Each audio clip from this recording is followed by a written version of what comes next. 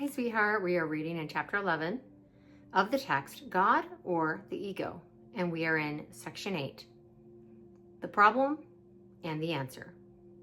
Paragraph 1. This is a very simple course. Perhaps you do not feel you need a course which, in the end, teaches that only reality is true. But do you believe it?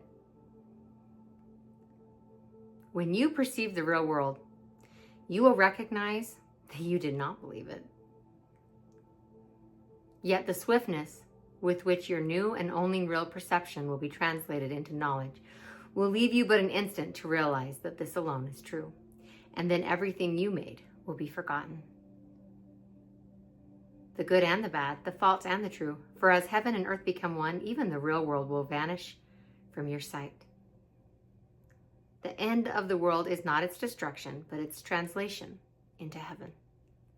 The reinterpretation of the world is the transfer of all perception to knowledge.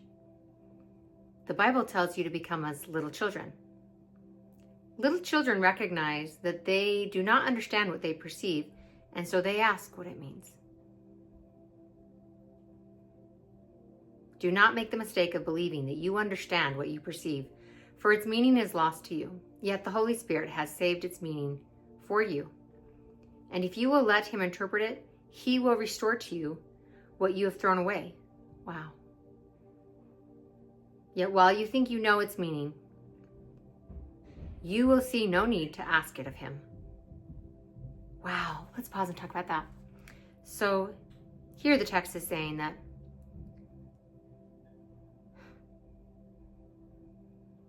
if you don't ask, you won't be given the answer, because there has to be willingness. We're taught that again and again.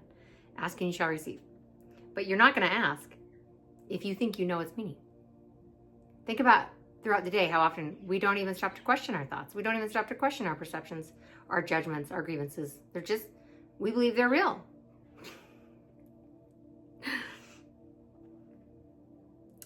I'm going to share an example of this. Just no example can cover all the many beautiful layers of meaning in the text, but in just some small way, this helped me understand this principle.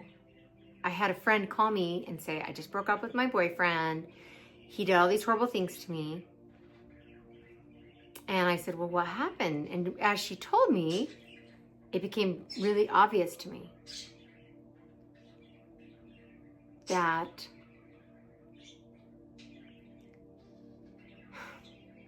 she was just making stuff up because she was scared. And I said, I mean, the things that she said happened, but they weren't, he hadn't done anything wrong. In fact, she was the one being unreasonable. This is my dear friend. I didn't know how to say, I just listened. I wasn't gonna offer my opinion unless she asked it. I just was gonna hold loving space and listen. But then she said, tell me, what do you really think? I'm like, really? What I really think? I think you're scared of love. Do you love him? And you know what she said to me? Well, she started crying, and then she said, yeah, I do. I said, is it possible that you're not done suffering? And so you're sabotaging this? This wasn't my human mind. This was just flowing through. It says in a course that if you are willing, Spirit will speak through you. And then she cried some more. And then we got off the phone. And then she reached out to me the next day and said, hey, thank you. I couldn't see that. I couldn't see, what's the saying? The forest through the trees, or I'm probably getting it backwards. But she had gone and apologized because she realized, and this is something a course teaches us too, we're not afraid of suffering. We're used to suffering. It feels like home. To the ego, when we're ego identified, when we're hostage to ego, that feels like home. What we're afraid of is happiness. What we're afraid of is love. The ego is afraid of that because that's the end of ego. Because we realize we don't need it. It's useless.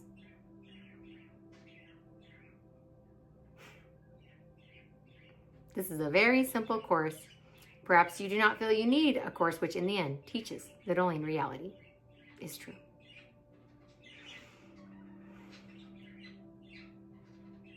Where are we running away from happiness? It's not just my friend that does that. I've done it. There might be areas in your life where you're doing it. Thanks for being here.